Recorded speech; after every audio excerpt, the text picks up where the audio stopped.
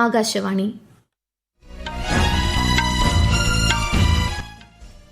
നമസ്കാരം. വാർത്തകൾ വായിക്കുന്നത് പാർവതി വിജയൻ.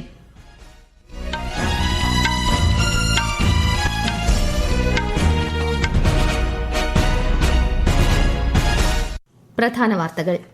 തിരഞ്ഞെടുപ്പ് ചൂടിൽ കേരളം. നിയമസഭാ തിരഞ്ഞെടുപ്പിനുള്ള സ്ഥാനാർത്ഥി പ്രഖ്യാപനം ഊർജിതമാക്കി രാഷ്ട്രീയ പാർട്ടികൾ. കേരളം, പുതുച്ചേരി, അസം എന്നിവിടങ്ങളിൽ നാമനിർദ്ദേശ പത്രികാ സമർപ്പണം പുരോഗമിക്കുന്നു. തിരഞ്ഞെടുപ്പ് കമ്മീഷൻ നിയോഗിച്ച പൊതുനിരീക്ഷകർ ഇന്ന് സംസ്ഥാനത്തെത്തും. പാർലമെന്റിന്റെ ഇരുസഭകളിലും നടപടിക്രമങ്ങൾ പുരോഗമിക്കുന്നു. വിരമിക്കുന്ന 59 അംഗങ്ങൾക്ക് രാജ്യസഭ ഇന്ന് യാത്രയയപ്പ് നൽകി. യാത്രക്കാരുടെ സൌകര്യം ഉറപ്പാക്കുന്നതിന് എയർലൈൻ കമ്പനികൾക്ക് മാർഗനിർദ്ദേശങ്ങൾ നൽകി കേന്ദ്ര വ്യോമയാന മന്ത്രാലയം. പശ്ചിമേഷ്യയിൽ സംഘർഷം അതിരൂക്ഷമായി തുടരുന്നു. ഇറാന്റെ ദേശീയ സുരക്ഷാ മേധാവിയും ബാസിറ്റ് സേനാ തലവനും ഇസ്രായേൽ ആക്രമണത്തിൽ കൊല്ലപ്പെട്ടതായി സ്ഥിരീകരണം. രാജ്യത്ത് ഉഷ്ണതരംഗം രൂക്ഷമാകുന്ന സാഹചര്യത്തിൽ ജനങ്ങൾക്ക് മുന്നറിയിപ്പ് നൽകി national centre for disease control. വാർത്തകൾ വിശദമായി. സംസ്ഥാനത്ത് നിയമസഭാ തെരഞ്ഞെടുപ്പിനുള്ള സ്ഥാനാർത്ഥി പ്രഖ്യാപനവും പ്രചാരണ പ്രവർത്തനങ്ങളും ഊർജിതമാക്കി രാഷ്ട്രീയ പാർട്ടികൾ. പ്രമുഖ പാർട്ടികളെല്ലാം തന്നെ ആദ്യഘട്ട സ്ഥാനാർത്ഥി പട്ടിക ഇതിനകം പുറത്തിറക്കി. സിപിഐഎം 81 സ്ഥാനാർത്ഥികളുടെയും കോൺഗ്രസ് 55 പേരുടെയും ബിജെപി 47 സ്ഥാനാർത്ഥികളുടെയും പട്ടികയാണ് കഴിഞ്ഞ ദിവസങ്ങളിൽ പുറത്തിറക്കിയത്. 25 മണ്ഡലങ്ങളിലെ സ്ഥാനാർത്ഥികളെ സിപിഐയും മുസ്ലിം ലീഗും പ്രഖ്യാപിച്ചു. ആർജെഡിയും ഇന്ന് വിവിധ മണ്ഡലങ്ങളിലെ സ്ഥാനാർത്ഥികളെ പ്രഖ്യാപിച്ചു. കൽപ്പറ്റയിൽ പി.കെ. അനിൽകുമാർ, വടകരയിൽ എം.കെ. ഭാസ്കരൻ, കൂത്തുപറമ്പിൽ പി.കെ. പ്രവീൺ എന്നിവർ മത്സരിക്കുമെന്ന് ആർജെഡി സംസ്ഥാന അധ്യക്ഷൻ എം.വി. ശ്രേയംസ് കുമാർ അറിയിച്ചു. സലീം മടവൂർ കൊടുവള്ളിയിൽ എൽഡിഎഫ് സ്വതന്ത്രനാകുന്ന കാര്യത്തിൽ അന്തിമ തീരുമാനം മുന്നണി കൈക്കൊള്ളുമെന്നും അദ്ദേഹം വ്യക്തമാക്കി. വടകരയിൽ യുഡിഎഫ് സ്ഥാനാർത്ഥിയായി കെ. രമ വീണ്ടും ജനവിധി തേടുമെന്ന് ആർഎംപി സംസ്ഥാന സെക്രട്ടറി എൻ. വേണു അറിയിച്ചു. കോവളം നിയോജക മണ്ഡലത്തിൽ എൽഡിഎഫ് സ്വതന്ത്ര സ്ഥാനാർത്ഥിയായി ഭഗത് റൂഫസ് മത്സരിക്കും. Kerala Congress M, NCP, BDJS 2020 തുടങ്ങി പ്രധാന മുന്നണികളുടെ ഘടകകക്ഷികളെല്ലാം തന്നെ വിവിധ മണ്ഡലങ്ങളിലെ സ്ഥാനാർത്ഥികളെ കഴിഞ്ഞ ദിവസങ്ങളിലായി പ്രഖ്യാപിച്ചു.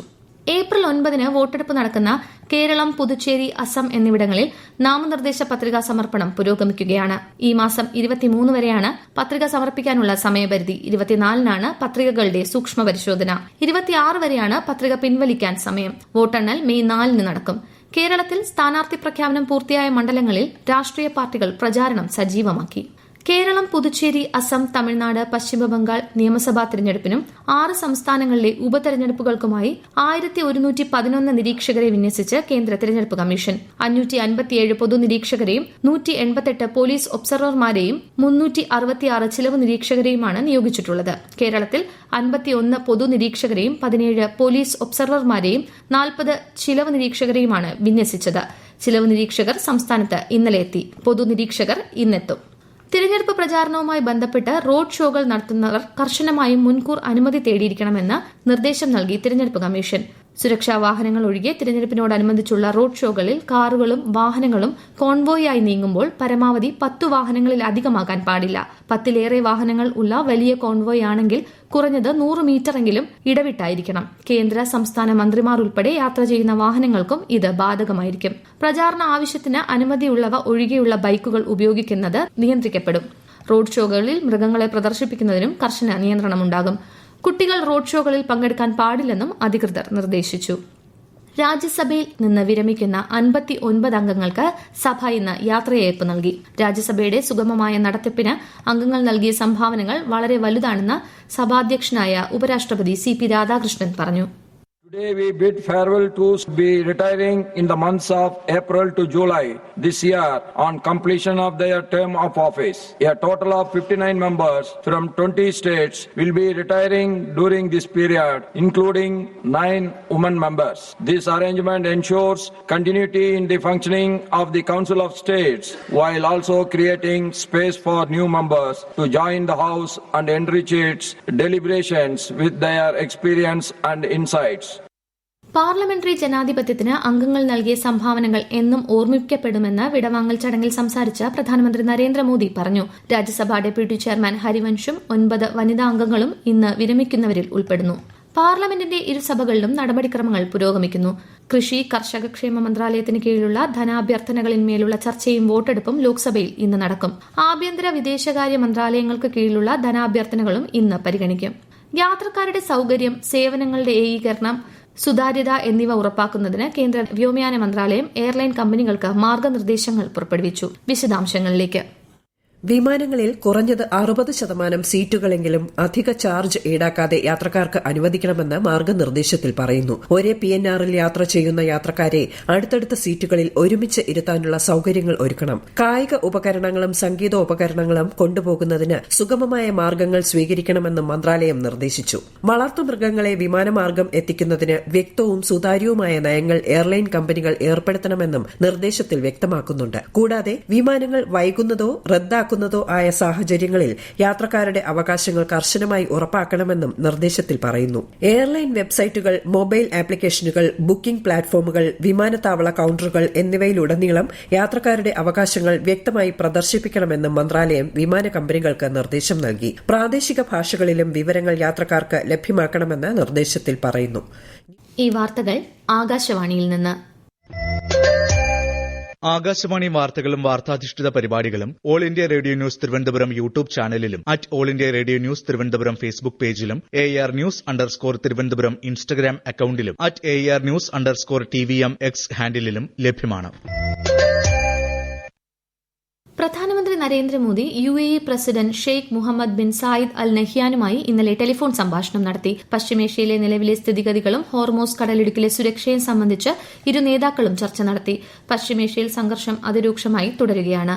ഇസ്രായേൽ ആക്രമണത്തിൽ ഇറാന്റെ ദേശീയ സുരക്ഷാ മേധാവി അലി ലരിജാനിയും ബാസിസ്റ്റ് സേനയുടെ തലവൻ ഖോലം റിസ സുലൈമാനിയും കൊല്ലപ്പെട്ടതായി ഇറാൻ സ്ഥിരീകരിച്ചു. ഇറാൻ ഇന്ന് നടത്തിയ മിസൈൽ ഡ്രോൺ ആക്രമണങ്ങളെ വ്യോമ പ്രതിരോധ സംവിധാനങ്ങളിലൂടെ ചെറുത്തതായി UAE പ്രതിരോധ മന്ത്രാലയം. മുൻകരുതലിന്റെ ഭാഗമായി രാജ്യവ്യാപകമായി ഓൺലൈൻ ക്ലാസുകൾ 2 ആഴ്ചത്തേക്ക് കൂടി നീട്ടിയിട്ടുണ്ട്. UAE വ്യോമസേനയും റോയൽ എയർഫോഴ്സും ഉൾപ്പെടെ ദീർഘനാളായി ഉപയോഗിക്കുന്ന അൽ മിൻഹാദ് വ്യോമത്താവളം ഇന്ന് രാവിലെ വീണ്ടും ആക്രമിക്കപ്പെട്ടു. ഇത് 2ാം തവണയാണ് വ്യോമത്താവളത്തിന് നേരെ ഇറാൻ ആക്രമണം നടത്തുന്നത്.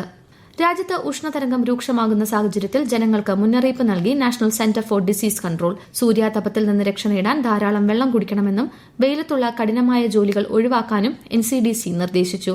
സൂര്യാതപം ഏൽക്കുന്ന വ്യക്തികളെ തണലത്ത് മാറ്റിക്കിടത്തിയ ശേഷമാണ് പ്രഥമ ശുശ്രൂഷ നൽകേണ്ടത്. സംസ്ഥാനത്ത് വിവിധ ജില്ലകളിൽ ഇന്ന് താപനില ഉയരാൻ സാധ്യതയെന്ന് കേന്ദ്ര കാലാവസ്ഥാ വകുപ്പ്. ഉയർന്ന ചൂട് ഗുരുതരമായ ആരോഗ്യ പ്രശ്നങ്ങൾക്ക് കാരണമാകും എന്നതിനാൽ ജനങ്ങൾ ജാഗ്രത പാലിക്കണമെന്നും നിർദ്ദേശമുണ്ട്. അൾട്രാവയലറ്റ് സൂചിക ഉയർന്നതിന്റെ പശ്ചാത്തലത്തിൽ പത്തനംതിട്ട, ആലപ്പുഴ, കോട്ടയം, ഇടുക്കി ജില്ലകളിൽ ഓറഞ്ച് ജാഗ്രതയും തിരുവനന്തപുരം, കണ്ണൂർ, കാസർഗോഡ് ഒഴികെയുള്ള ജില്ലകളിൽ മഞ്ഞ ജാഗ്രതയും പ്രഖ്യാപിച്ചിട്ടുണ്ട്. രാജ്യത്തെ ഓഹരി വിപണികളിൽ നേട്ടം. സെൻസെക്സ് 672 പോയിന്റ് ഉയർന്ന് 76,743-ലും നിഫ്റ്റി 188 പോയിന്റ് വർദ്ധിച്ച് 23,770-ലും വ്യാപാരം തുടരുന്നു. സ്വർണ്ണവില കുറഞ്ഞു. പവന് 240 രൂപ കുറഞ്ഞ് 1,15,680 രൂപയും ഗ്രാമിന് 14,460 രൂപയുമാണ് ഇന്നത്തെ വില. 2026 FIH ലോകകപ്പ് ഹോക്കി മത്സരങ്ങളുടെ പട്ടിക പ്രസിദ്ധീകരിച്ചു.